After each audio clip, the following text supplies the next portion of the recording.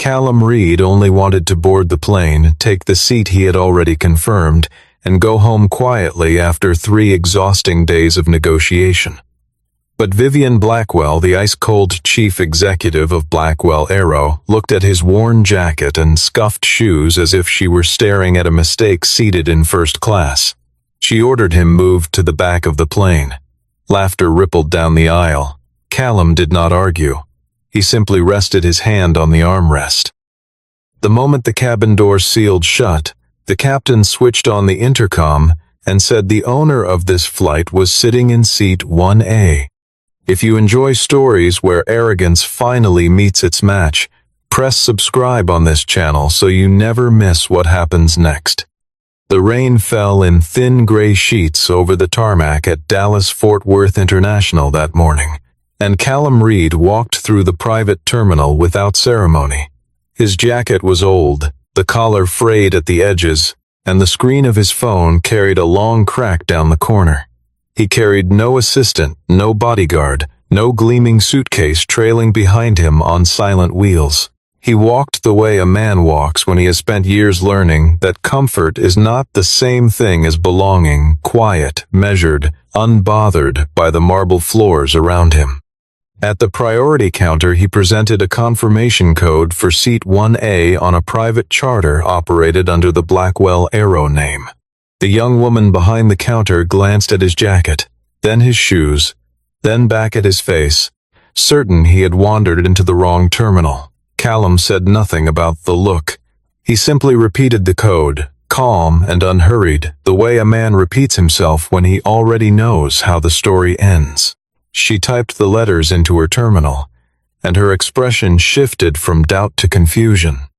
Behind him in line, a group of men in tailored overcoats laughed loudly about a golf trip planned for the following weekend, entirely unaware that the quiet figure ahead of them held more influence over the airline they were about to board than any title printed on their business cards.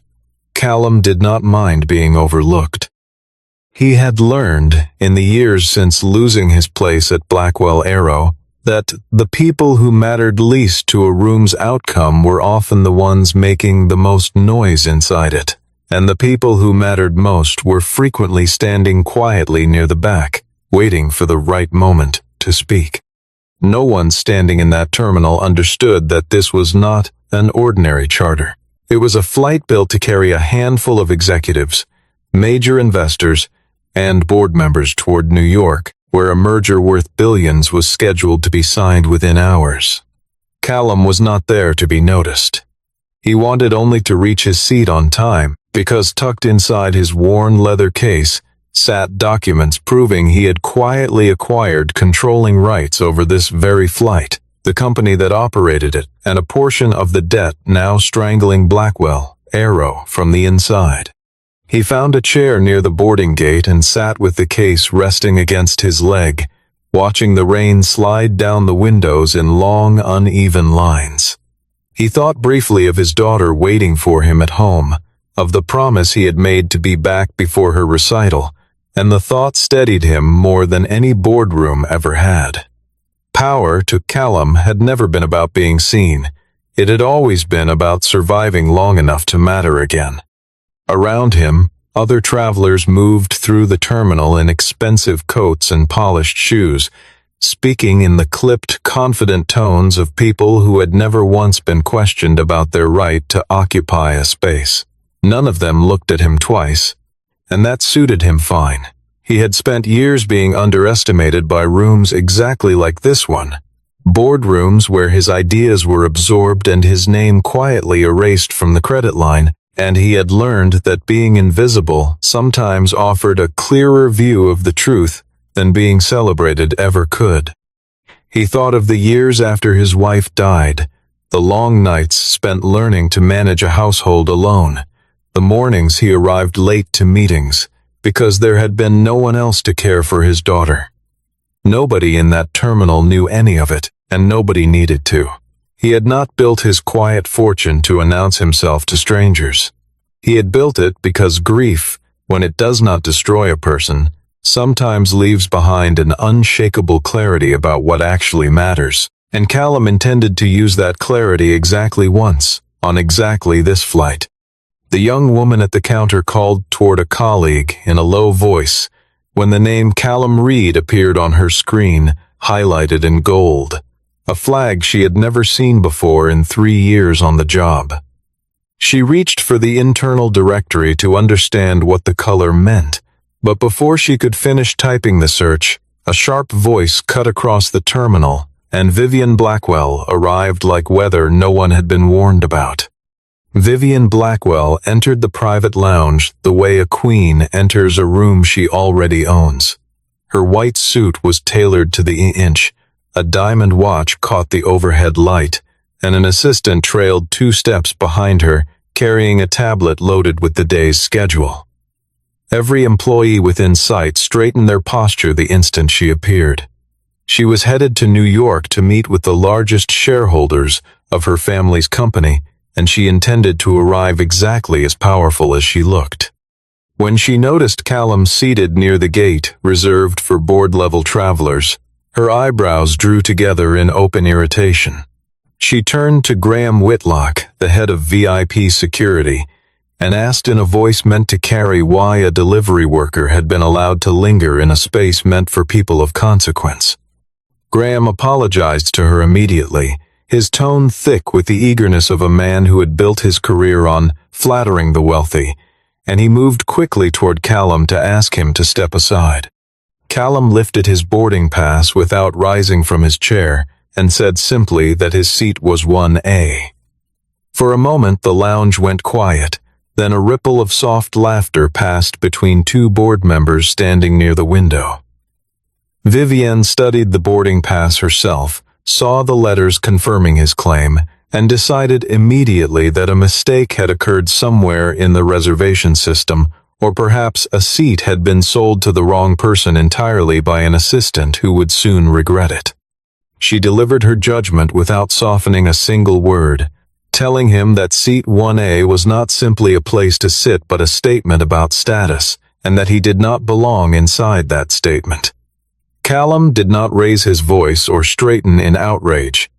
He only asked, evenly, whether she truly intended to change a seat that had already been confirmed through proper channels.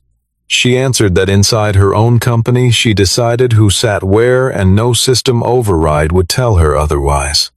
He looked past her shoulder at the Blackwell Aero emblem mounted on the terminal wall, its silver letters gleaming under the lounge lighting, and said quietly that perhaps today she would learn again exactly who this company belonged to.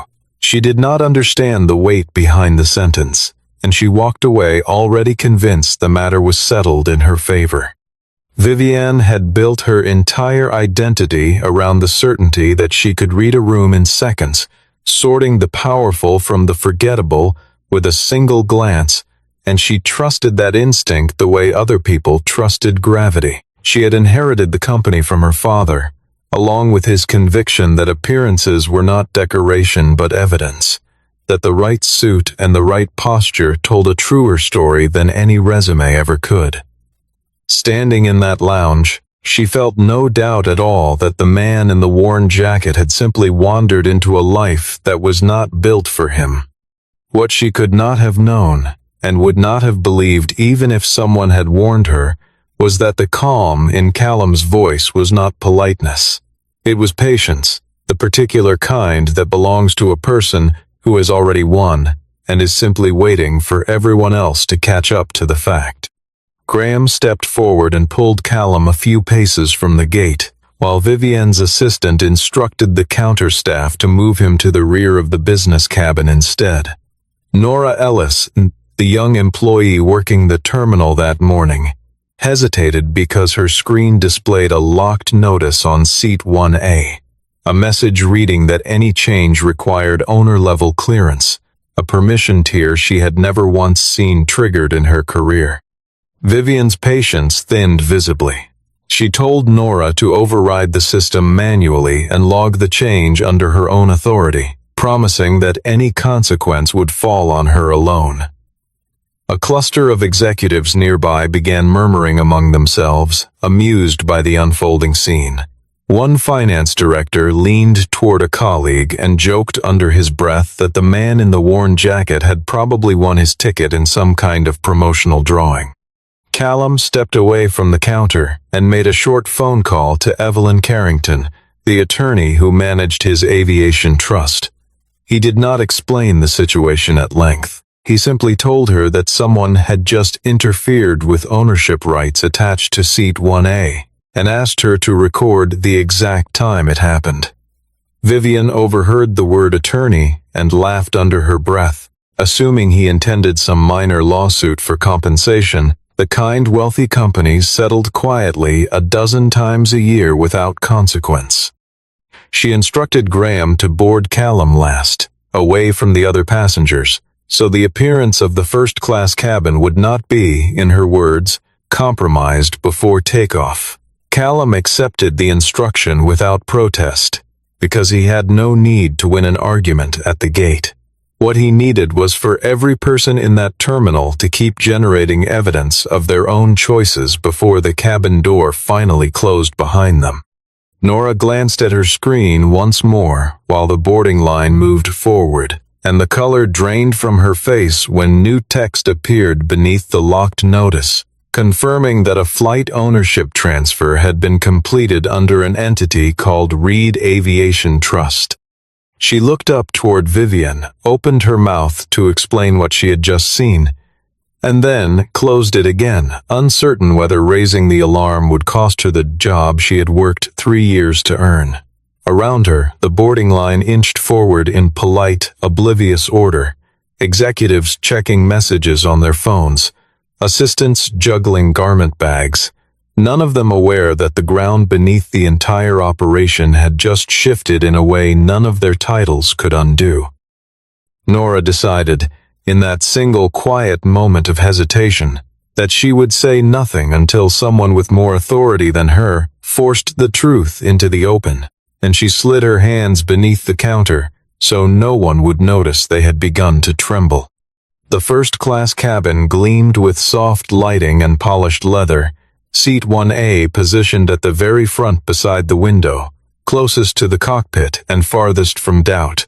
Callum boarded last, exactly as instructed, and found Vivian already seated in his place, a glass of sparkling water resting on the tray table beside her, as though she had reclaimed a throne that had briefly slipped from her grasp.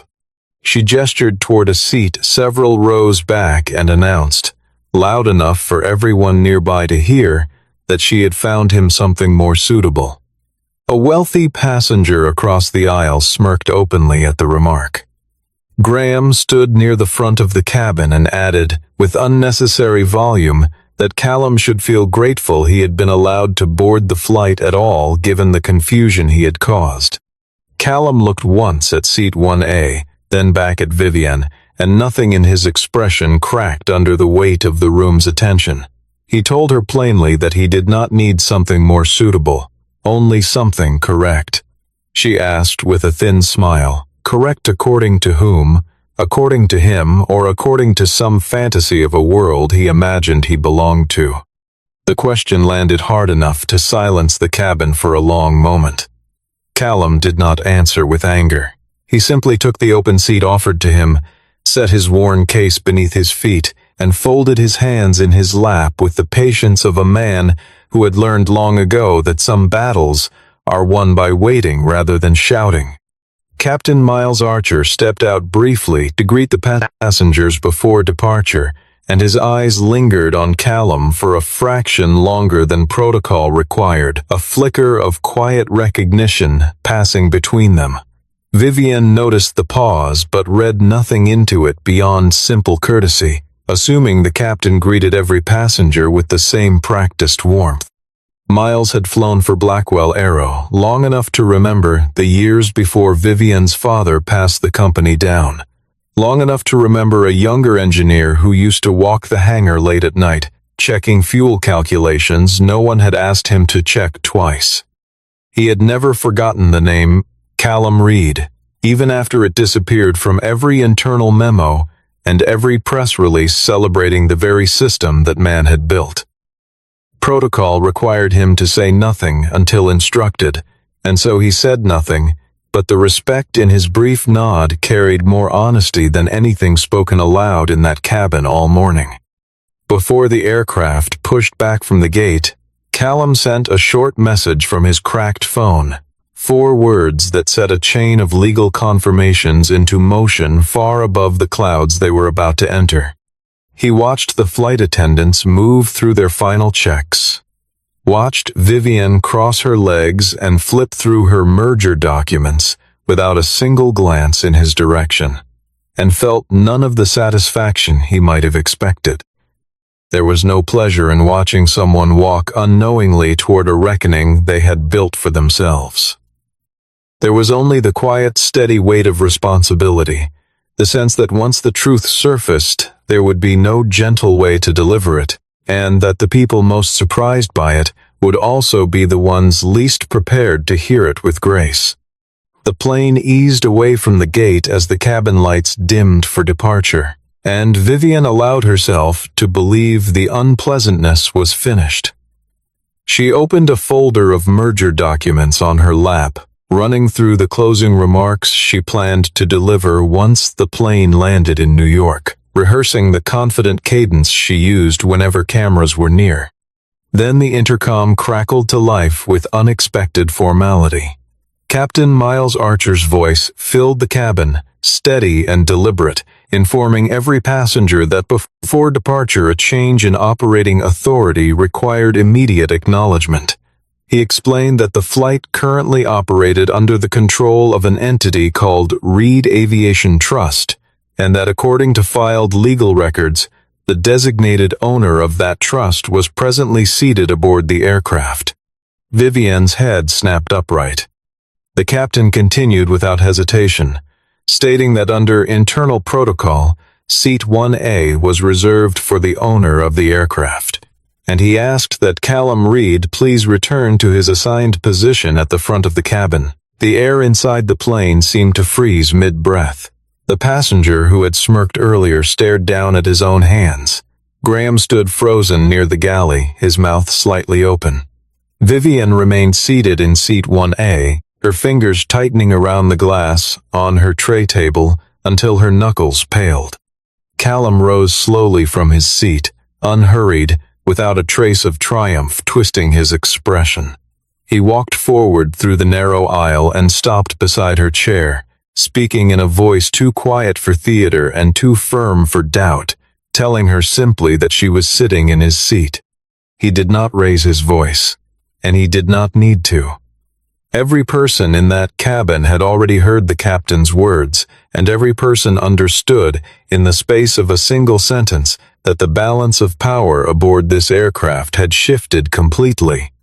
Vivian looked up at him, searching his face for some sign of cruelty or satisfaction, some proof that he intended to make her suffer the way she had tried to make him suffer at the gate that morning. She found none of it, only the same steady patience he had carried since the moment they met, and somehow that absence of malice unsettled her far more than open anger would have. Vivian stood in front of every executive she had once hoped to impress that morning, forced to surrender the exact symbol of status she had used to humiliate him only an hour before. For a long moment she did not move, her mind scrambling to find a version of events in which this made sense, in which the man in the worn jacket could not possibly hold the authority the captain had just described.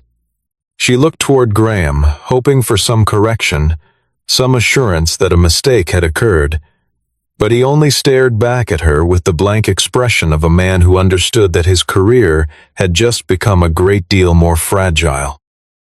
The executives seated around them, who moments earlier had traded amused glances at Callum's expense, now studied their own hands or their phones, suddenly desperate not to be the next person singled out for their earlier behavior.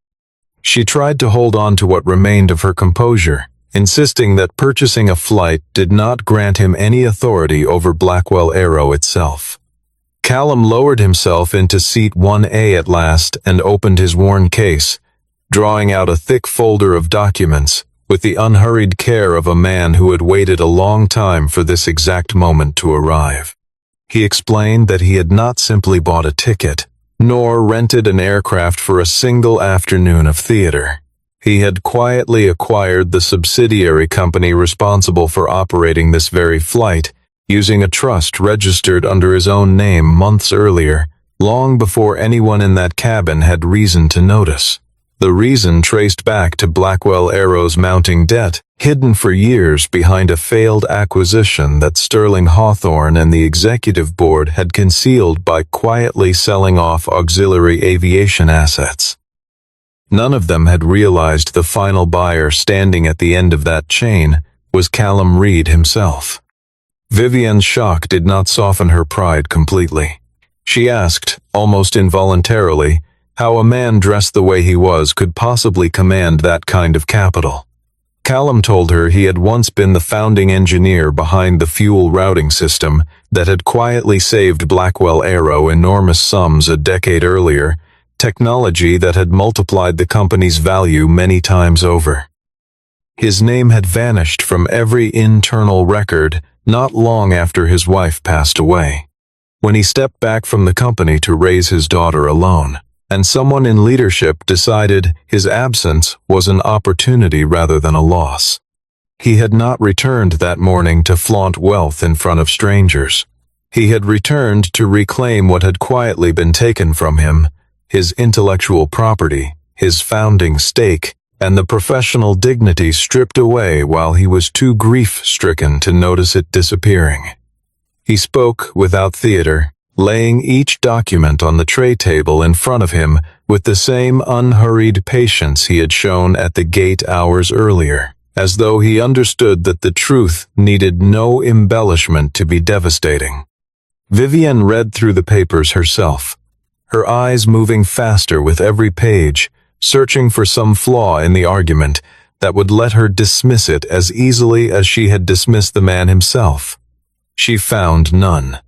What she found instead was her own father's signature on an early funding document, approving a partnership with an engineer whose name had somehow vanished from every subsequent filing, a silence in the company's history that suddenly made a terrible kind of sense. She remembered, faintly, a conversation from her childhood, her father mentioning an engineer who had left the company under difficult circumstances, a man whose departure he described only as unfortunate timing. She had never asked for details, because as a teenager the affairs of the company felt distant and unimportant, a world of numbers and contracts that belonged entirely to her father now.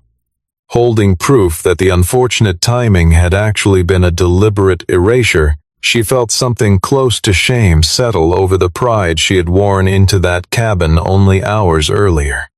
At the back of the cabin, a tablet chimed softly in front of every board member seated aboard the aircraft, each screen displaying an urgent notice from Evelyn Carrington announcing an emergency board review concerning a formal claim filed by Callum Reed against Blackwell Aero.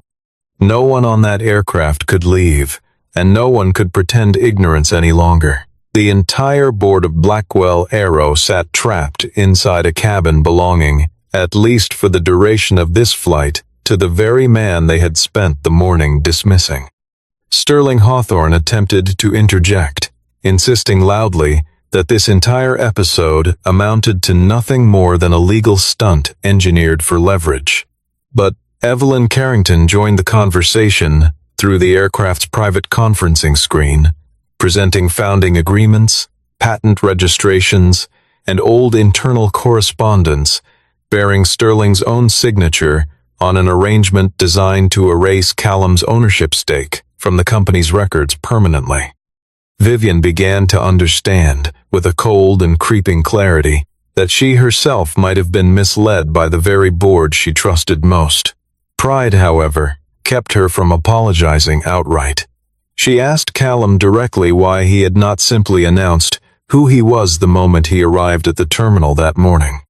He answered without bitterness, saying he wanted to witness exactly how people like her treated someone they assumed carried no power at all, because the way a person treats someone they believe cannot help them says more about their character than any performance staged for an audience that matters. The words struck the cabin like a slow exhale after held breath. The passengers who had laughed at him earlier now studied their own hands in silence. Nora Ellis, reached by the captain over a secure line from the ground crew, confirmed under gentle questioning that Vivian herself had personally ordered the manual override of a locked seating system that morning. Vivian had not merely lost seat 1A that day. She had lost the illusion that she controlled every outcome around her, simply because she occupied the highest chair in the room. She thought back unwillingly to every meeting over the years where Sterling had steered conversations away from certain names, certain patents, certain uncomfortable questions about how the company had grown so quickly after a founder's quiet departure. She had never asked those questions herself, because asking them had never seemed necessary when the numbers kept climbing and the shareholders kept smiling. Now, sitting across from a man she had tried to banish to the back of an airplane, she understood that comfort and truth were rarely the same thing, and that she had spent years mistaking one for the other. The aircraft leveled off at cruising altitude while the atmosphere inside the cabin remained taut, closer to a courtroom than a private charter. Vivian assumed the worst of the morning had already passed. That public embarrassment among colleagues was the full weight of the reckoning she would face. Callum delivered a second revelation that proved otherwise. Through Reed Aviation Trust, he explained, he now held voting rights assigned to him by the largest group of creditors currently owed money by Blackwell Aero. That meant the merger worth billions. The very deal Vivian intended to finalize in New York within hours could not proceed without his signature attached. Sterling's face lost all color. He understood, faster than anyone else aboard, that if Callum chose to block the deal, the entire arrangement, designed to quietly transfer Blackwell Aero's core assets to a rival group, would collapse before it ever reached paper. He had spent nearly a year assembling that arrangement in careful, deniable pieces, convincing himself the whole time that he was simply protecting the company from its own inefficiencies. Hearing it summarized so plainly in front of the full board stripped away every justification he had built for himself, leaving only the bare shape of what the deal actually was. A quiet transfer of value away from the people who had built the company and toward a small circle who stood to profit from its decline.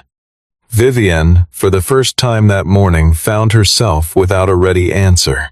She asked Callum plainly what he actually wanted from all of this, whether it was money, status, or some kind of apology delivered in front of witnesses. Callum told her he wanted three things, nothing more. First, his name restored properly to the founding record of the technology he had built. Second, an independent investigation into Sterling Hawthorne's conduct. Third, fair compensation for the engineers and technical staff who had been wrongfully dismissed in the years following his own departure. He mentioned no personal revenge, no desire to humiliate anyone further than the truth already had. That restraint embarrassed Vivian more deeply than any accusation could have, because it revealed a kind of integrity her own leadership had never modeled for the people beneath her. She realized, watching him fold his hands calmly over the documents, that a man capable of dismantling her company had chosen instead to ask for fairness, and that the choice said more about him than any amount of wealth ever could. Near the rear galley, Sterling quietly typed a message to his legal team, demanding they discredit Callum before the plane landed, unaware that the aircraft's shared display system had briefly synced with his device and projected the message onto every screen in the cabin. The message from Sterling appeared across the shared displays for only a few seconds, but it was more than enough for every passenger to read it clearly. Heads turned toward him in unison. He fumbled through an explanation about a technical malfunction, but Callum calmly presented further evidence, records showing Sterling had personally engineered Callum's removal years earlier, then used the very technology Callum built as the battery for a funding pitch, that enriched himself and a small circle of allies. Vivian found herself cornered between two impossible choices. Protecting Sterling meant almost certainly losing the company within months, once the truth surfaced publicly. Standing beside Callum meant admitting, in front of everyone she led, that she had humiliated an innocent man and had run her company on blind faith in appearances rather than substance. Callum did not demand she kneel or beg forgiveness for her mistake. He asked only one question, quiet and direct, whether she wanted to save Blackwell Aero or simply save her own pride. Vivian sat with the question far longer than comfort allowed, the cabin holding its collective breath around her. She finally rose and addressed the board directly, ordering Sterling's authority suspended immediately, demanding an emergency investigation open without delay, and halting the merger entirely until Callum's claims could be reviewed in full. Sterling found himself suddenly isolated, and several allies who had followed his lead only minutes earlier began quietly distancing themselves from him in real time. The man who had been thrown out of seat 1A only hours before had just redirected the strategic course of an entire corporation still 30,000 feet above the ground. Sterling tried once more to argue his case, appealing to years of loyalty and results, reminding the board of every quarter he had delivered growth they had celebrated without asking too many questions about its origins. No one answered him. The silence that followed was its own verdict, heavier than any formal vote could have been, and he sat back in his seat with the stunned expression of a man watching a structure he had spent years reinforcing collapse in a matter of minutes. The aircraft descended into New York under a pale afternoon sky, but the reception waiting on the tarmac did not match the one Vivian had planned for herself. Attorneys, auditors, and shareholder representatives stood assembled near the terminal, and every one of them turned their attention first toward Callum Reed, rather than the chief executive stepping down the stairs behind him. Graham Whitlock tried to slip away unnoticed through a side exit, but Callum called him back. Many expected Callum to humiliate him in return for the morning's treatment. Instead, he asked only that the incident be documented honestly, and he recommended that Nora Ellis be given temporary authority over VIP boarding procedures, since she alone had raised concern when the system had been overridden without proper cause. Vivian walked several paces behind Callum, stripped of the confidence she had carried onto the plane that morning. Facing reporters gathered near the gate, she could not reveal every detail of what had transpired above the clouds, but she announced that Blackwell Aero would delay its pending merger to review matters of intellectual property and internal governance more thoroughly. One reporter asked Callum directly whether he now considered himself the new owner of Blackwell Aero. He answered simply that he had not come back to sit above anyone, only to reclaim something that had once been taken from beneath his name. Another reporter pressed further, asking how it felt to be publicly humiliated only hours before revealing his true position. Callum considered the question for a moment before answering that the humiliation had told him everything he needed to know about how the company treated people it believed held no power, and that the answer had confirmed exactly why the investigation mattered as much as the ownership dispute itself.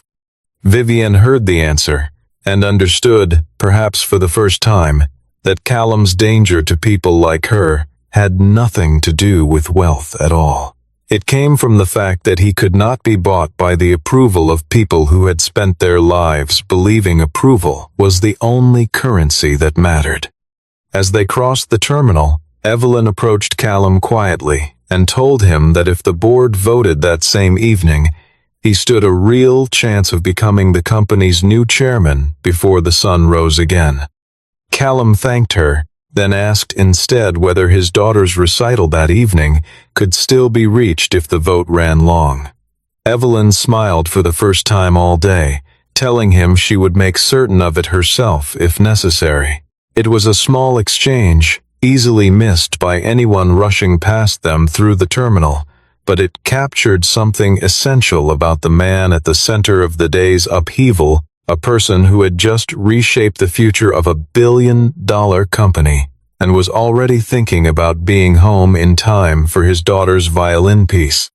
Inside the glass tower belonging to Blackwell Aero that evening, the board convened an emergency session under harsh fluorescent light. Sterling's voting rights remained frozen, stripped from him for the duration of the review. Vivian sat across from Callum at the long conference table, no longer holding the commanding position she had wielded aboard the aircraft only hours before. Several minority shareholders unexpectedly aligned themselves with Callum's claim, revealing that they too had been kept in the dark by Sterling's maneuvering for years.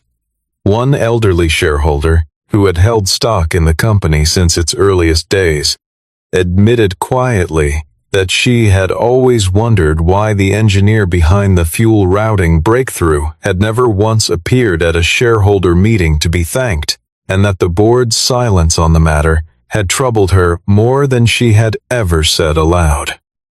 Evelyn laid out her case methodically, demonstrating that the technology Callum had engineered formed the very foundation of the company's current market value, and warning that continued denial of his rightful ownership could expose Blackwell Aero to devastating litigation over patents and prior agreements. Vivian eventually rose from her chair and offered Callum an apology in front of the assembled board. Not a polished or theatrical one, but a plain admission that she had judged him by his appearance and used her authority to humiliate a man who had done nothing to deserve it. Callum accepted the apology without gloating, though he did not release her from accountability entirely. He asked that she remain in her role as chief executive only if she agreed to restructure company ownership transparently and establish a fund to support engineers who had been wrongfully pushed out under the previous administration. The board called a vote before midnight. Callum did not seek the title of chief executive for himself. Instead, the board appointed him executive chairman, granting him strategic veto authority over major decisions moving forward. He accepted the position with the same quiet composure he had carried through the entire ordeal, offering no speech, no celebration, only a brief acknowledgement that the work ahead mattered far more than the title attached to it. Vivian remained chief executive of Blackwell Aero, but from that night onward, every significant decision she made would first pass through the judgment of the very man she had once ordered, removed from seat 1A.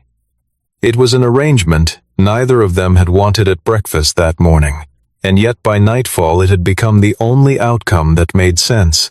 A partnership built not on comfort but on the hard, unglamorous work of correcting a wrong that had gone unaddressed for far too long. Walking out of the boardroom long after midnight, she found herself replaying the morning's events with a clarity she had avoided all day. The terminal, the laughter, the certainty in her own voice as she declared he did not belong. She had believed, without ever examining the belief, that a person's worth could be read from their jacket and their shoes.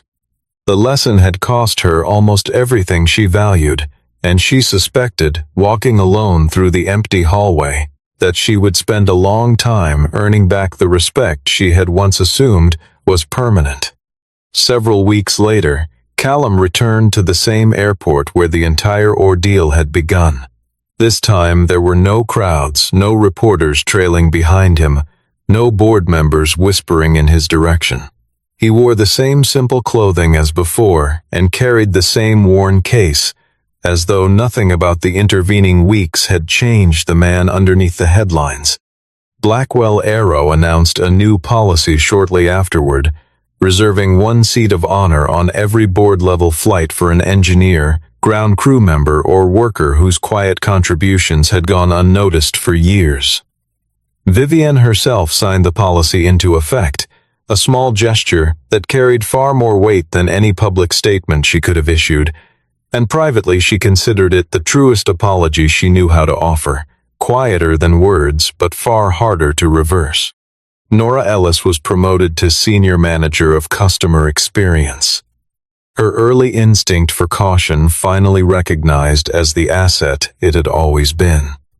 She often thought back to that morning at the counter, the trembling in her hands as she stared at the locked notice on the screen, and understood now that the small act of hesitating, of refusing to override a system she did not fully trust, had mattered more than she could have imagined at the time.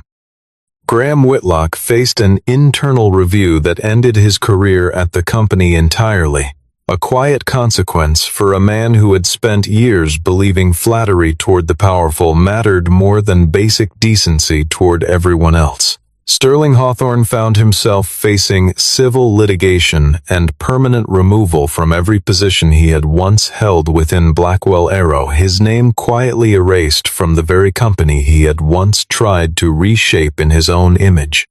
At the boarding gate, Vivian approached Callum one final time and asked, almost gently, whether he wanted seat 1A on this particular flight. Callum looked down at the boarding pass in his hand, then walked over and offered it instead to a young engineer flying in first class for the very first time in her career. He told her quietly that seat 1A only carries meaning when the person sitting in it remembers they are no higher than anyone else around them. Vivian watched him walk away toward the terminal exit, no entourage, no fanfare, the same worn case swinging gently at his side that had carried the weight of an entire company's reckoning weeks earlier. She thought about calling after him, about saying something more, but decided the moment did not need another word from her. Some lessons settle best in silence, and this was one of them.